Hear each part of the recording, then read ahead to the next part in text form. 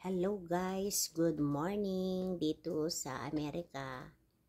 Good evening sa Pilipinas. San man kayo dako ng mundo. Ayan, hello. Ito nga po yung ating mga LBC box. Nasa pintuan na siya. Nag-aabang na ng magpipick up. Ayan, ano po siya? 4 na large saka isang small. So, ayan nga po. Bakit LBC? Yung aming ginagamit na balikbayan box sa kabila ng napakaraming mga issue tungkol sa LBC na mga napapanood ko sa mga binablog nila. Minsan daw may nabubuksan, minsan daw may nawawala. Pero sa experience ko dito, na ilang beses na rin kami nagpadala ng LBC box. Ever since pa yung anak ko nandito, for how many years na. At saka nung hanggang nagpunta ako dito, for almost 2 years, lagi kami nagpapadala through LBC. So ngayon, wala pa naman kaming naging hindi magandang experience. Kaya ang LBC box, ang napili ko at napipili namin ng aking anak na gamitin na balikbayan box. Kasi malapit po sa amin, sa Imus, yung kanilang warehouse. Ang warehouse po nila sa Cavite ay nasa Imus. Taga-Imus lang din po kami. 5 minutes far from our house. So, halimbawa, na-check na ng anak ko na nandun na siya sa warehouse at hindi pa nadi-deliver. Pinupuntahan na ng mga anak ko doon para sabihin na nandyan yung box namin, pwede bang paki-deliver. Kinabukasan or after 2 days, na i-deliver naman. So, sa Tarlac din, ganun din, na i-deliver din naman ng maayos. Wag lang yung may bagyo at malaging umuulan. Kasi hindi talaga sila magdi-deliver. Gaya nung nangyari nung nagpadala ko do sa Kalinga, Apayao, sa Tabok. May bagyo. So, mga almost 5 days lang naman yata na delay. Di naman siya ganun katagal. Na-delay yung pag-deliver kasi syempre mga daanan dun, mga malubak-lubak, kaya hindi nila masyadong hindi nila kaagad ma-deliver dahil sa ulan, baka nga naman mabasa, so baka masisira. So papakita ko lang sa inyo minsan kung bakit nabubuksan yung box ng LBC. Hindi naman sa sinasadya siguro na binuksan. Baka nabasa lang at kusa siyang nabuksan lalo na kung basa.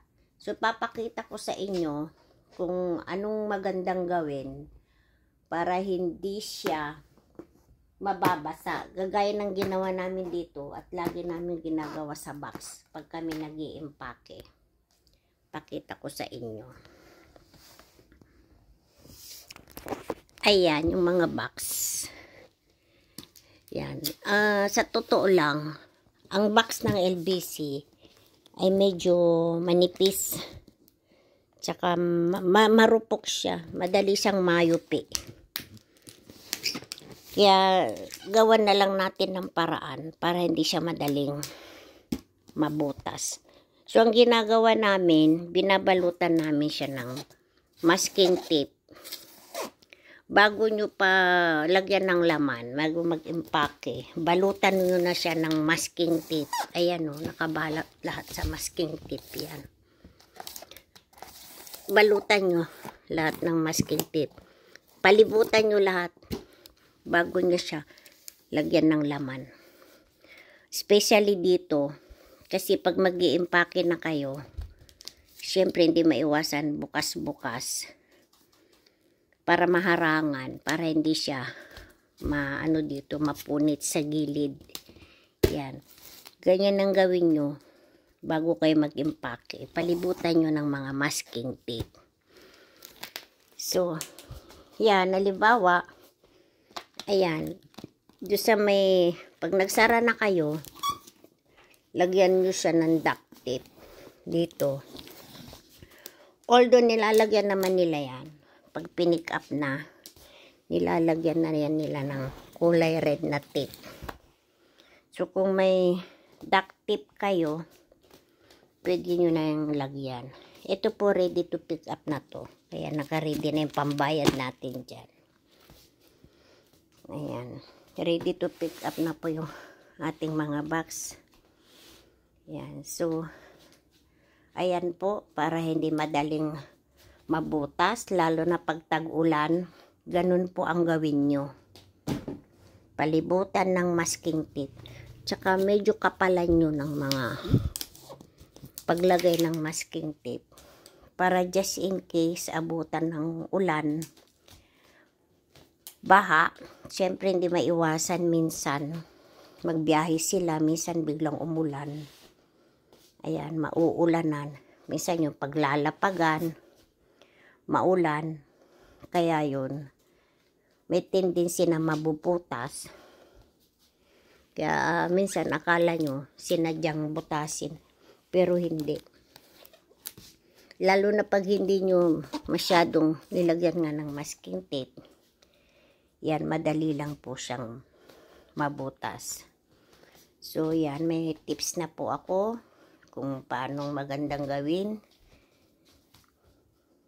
sa mga box kites and DLBC box. Kahit anong door-to-door box, ganun ang gawin nyo para mas matibay at hindi siya madaling mabutas. Siyempre, papel lang din yan. Karton. So, thank you po. Sana po may naibigay akong tips. Yan, pasensya na po kayo.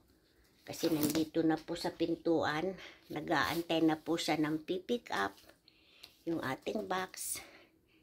Yan. LBC. Balikbayan box. Beke naman. Thank you for watching, guys. Hope you like this video. Don't forget to like, share, and subscribe. God bless.